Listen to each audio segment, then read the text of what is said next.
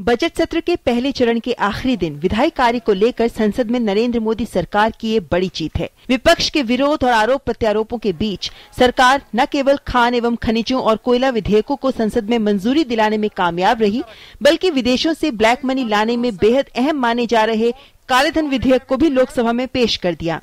खनिजों के आवंटन में पारदर्शिता लाने के लिए खदानों की नीलामी की प्रणाली से जुड़ा विधेयक राज्यसभा में आखिरकार शुक्रवार को पास हो गया। हालांकि इसमें 2 संशोधन भी राज्यसभा में किए गए। सरकार के इस महत्वाकांक्षी बिल का कांग्रेस और लेफ्ट को छोड़कर ज्यादातर दलों ने समर्थन किया। टीएमसी, बीजेडी और एआईएडीएमके ने बिल का समर्थन किया, तो वहीं जदयू ने वोटिंग के दौरान वॉकआउट किया। बिल के विरोध में 69 मत पड़े, जबकि समर्थन में 117 मत पड़े। कांग्रेस ने इसे दोबारा विचार प्रवर समिति में भेजने की मांग की, जिसे सरकार की ओर से खारिज कर दिया गया। Tribunals, national tribunal, state tribunal not been incorporated. Special courts were provided in the bill. Stringent punishment to those who violate the mining laws.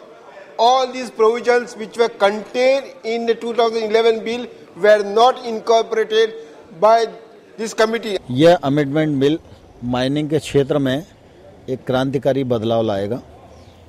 Mining आवंटन में जहां एक और पारदर्शिता स्थापित होगी, वहीं भ्रष्टाचार की समाप्ति होगी।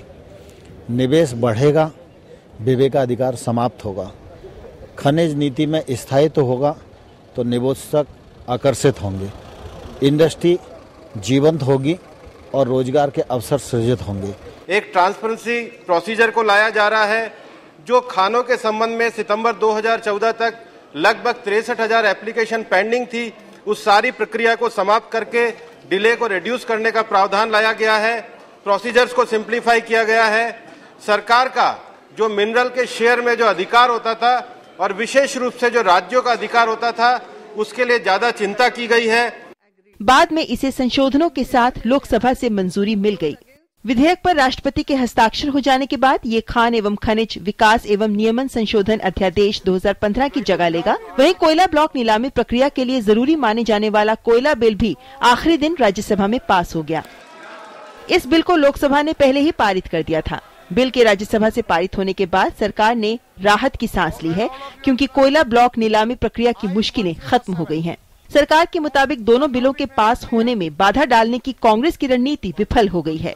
जो केवल रुकावटों के लिए रुकावटें डालने की राजनीति थी, जिसका नेतृत्व कांग्रेस पार्टी कर रही थी, वो विफल हो गई। उनका उद्देश्य केवल ये था कि सरकारी कामकाज, कानून बनाने की व्यवस्था जो है संसद में, उसमें रुकावटें पैदा करना। लेकिन जो भारतीय लोकतंत्र की ताकत है और जो भारत के सांसदों की एक सूझबूझ है, वो हावी रही है।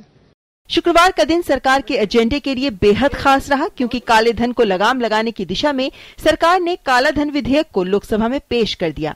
विधेयक में काले धन को छुपाने पर 3 से 10 साल तक की सजा का प्रावधान है। बिल के मुताबिक विदेश में काला धन छुपाने पर 300% जुर्माना होगा। विदेशों में अपनी आय और संपत्ति छिपाने के साथ विदेशी संपत्ति के संबंध में कर चोरी के लिए 10 साल की कड़ी सजा का प्रावधान किया जाएगा। जो विदेशों में अपनी संपत्ति या अपने साधन रखता है गैर कानूनी तरीके से, उनके खिलाफ क्रिमिनल केसेस चलाना, उसका एक महत्वपूर्ण विधेयक भी सरकार ने लोकसभा के अंदर इंट्रोड्यूस किया है। मैं उम्मीद करता हूं कि बजट सेशन के दूसरे भाग में इसके ऊपर विचार करने का संसद को अवसर मिलेगा। संसद सत्र शुरू होने से पहले प्रधानमंत्री ने कहा था कि देश के लोग बजट सत्र की ओर आशाओं और आकांक्षाओं के साथ देख रहे हैं, क्योंकि ये बेहद महत्वपूर्ण है। अब सत्र के पहले हिस्से के आखिरी दिन इन अहम कामयाबियों से सरकार राहत की सांस ले रही है। Parliament team, DD news.